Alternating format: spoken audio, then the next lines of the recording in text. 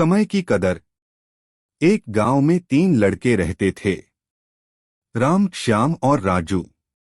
तीनों के पिता काफी अमीर थे। तीनों का बचपन बहुत अच्छे तरह से गुजरा था। उनके माता पिता कभी भी उनकी कोई भी मांग को अनदेखा नहीं करते थे। राम के पिता सरपंच थे, श्याम के पिता एक कारोबारी थे और राजू के पिता एक किसान जमींदार थे। छोटी उम्र से ही उन सबको लाड प्यार ने ऐसा बना दिया था कि ना तो उनको मेहनत का पता था और ना ही उनको समय की परवाह थी। अक्सर वह सारा दिन बस घूमते रहते थे।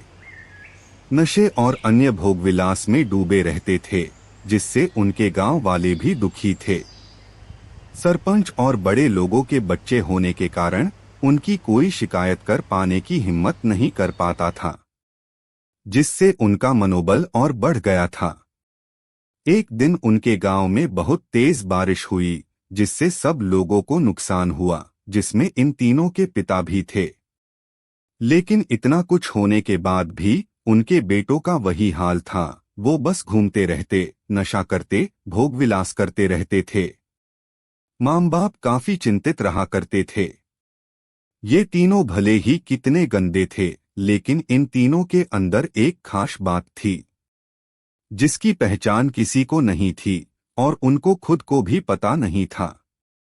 राम एक बहुत अच्छा नेता प्रतिपक्ष था, क्योंकि अपने पिता के पास रहते हुए उसको इसका काफी ज्ञान हो गया था, क्योंकि उसके पिता सरपंच थे। श्याम भी इस तरह से बिजनेस की समझ रखता था, क्योंकि उसके पिता एक कारोबारी थे। और राजू खेती का काम जानता था, क्योंकि उसके पिता जमींदार थे। पर अपनी गलत कामों की वजह से उन सब ने अपने इन टैलेंट पर ध्यान ही नहीं दिया, जो कि उनकी सबसे बड़ी कमजोरी थी। इस तरह से इनकी बदमाशियों को देखकर इनके पिता ने उन्हें सिख देने की सोची। तीनों पिताओं ने आपस में बात करी और उसका एक हल निकाला। तीनों पिताओं ने अपना अपना काम अपने अपने बेटों को सौंप दिए, जिससे उनको समय की कदर का पता लग सके। तीनों के पिता ने एक वसीयत बनाई, जिसमें ये लिखा था कि 1 वर्ष के अंदर इन तीनों को 10 लाख रुपए कमा कर देने होंगे, जो बिना किसी गलत काम करके कमाए गए हो, और तीनों को अलग अलग स्थान पर रहना था। इन तीनों को 5-5 लाख रुपए भी दिए गए, ताकि उनको अपना काम स्टार्ट करने में दिक्कत ना हो। पहले तो सब खुश हो गए कि हम आजाद हो गए, हमको पैसे मिल गए, और ऐसा सोच करके इन्होंने फिर से काफी समय मौज मस्ती करने में लगा दिया।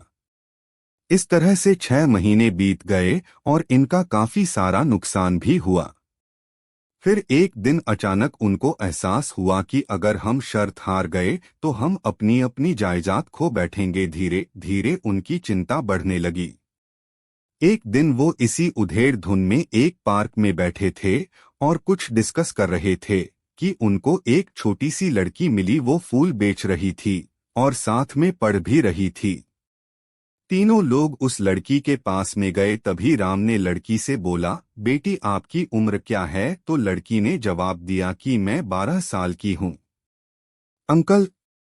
इतना सुनते ही राम ने आश्चर्य से पूछा कि आप इतने छोटे होकर के खेल नहीं रहे हो?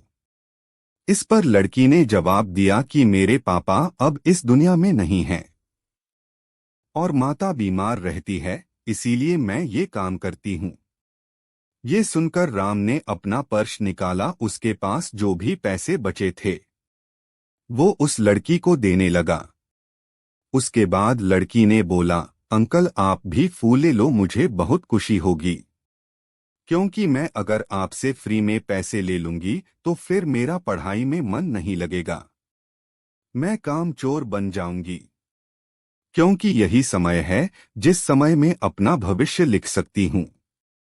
राम ने उस लड़की से सारे फूल ले लिए और तीनों घर लौट आए। उस फूल वाली लड़की का उन तीनों लड़कों पर बहुत गहरा प्रभाव पड़ा। रात भर उन तीनों ने उस बच्ची के बारे में सोचते रहे और उन्हें एहसास हुआ कि वो तीनों कितने गलत थे। तीनों ही दोस्तों को एहसास हुआ कि आज भी उनके पास 6 महीने का समय है अपने पिता के दिए गए काम को पूरा करने का और भविष्य बनाने का। इसी दौरान सबने सोचा कि अगर बचे हुए समय का सही उपयोग करे तो अभी भी बहुत कुछ किया जा सकता है। इस तरह बाकी दोस्तों ने भी सोचा और दूसरे समय में आकर काम तलाशने लगे, पर उनके शर्त में एक शर्त ये भी थी कि उनको जो भी काम करना है वो अपनी पहचान बताए बिना करेंगे, जिससे ये साफ था कि उनको काम नहीं मिला। और जब काम नहीं मिला तो उन्होंने सोच लिया तो अब वो अगर कुछ भी करेंगे तो अपने गांव में जाकर ही काम करेंगे। भले ही उनके पिता कुछ भी सोचे, लेकिन फिर भी अपने गांव में जाएंगे और अपने गांव में कुछ नए काम करेंगे, भले ही उनको अपने पिता के वसीयत ना मिले।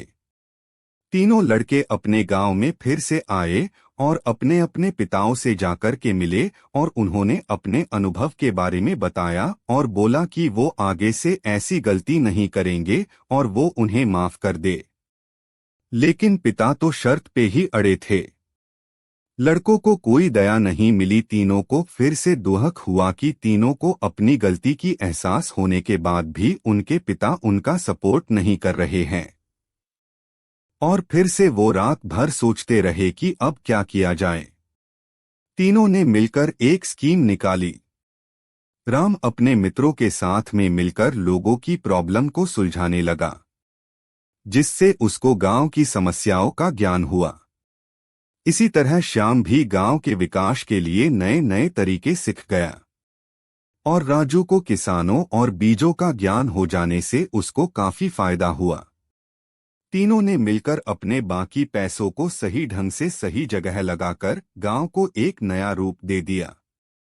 उनकी कड़ी मेहनत से गांव के लोग क्या, दूसरे शहरों के लोग भी उनकी तारीफ करने लगे।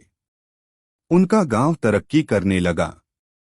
नई तकनीकों के कारण हर वर्ग के लोगों से उनका जुड़ाव होने लगा और एक समय आने के बाद उनके पिताओं ने भी उनको माफ कर दिया। इस तरह से दोस्तों उन तीनों को समय की कीमत का अंदाजा हुआ कि पहले वो कितना समय बर्बाद कर रहे थे, लेकिन जब से उनको समय की कीमत का अंदाजा हुआ तब से उन्होंने समय को बर्बाद नहीं किया और काम करके पैसा कमाया, नाम कमाया और ये सीखा ईमानदारी से जिंदगी कैसे जीते हैं। दोस्तों कुल मिलाकर कहने का मतलब यही है कि आप सभी समय को बर्बाद ना करें।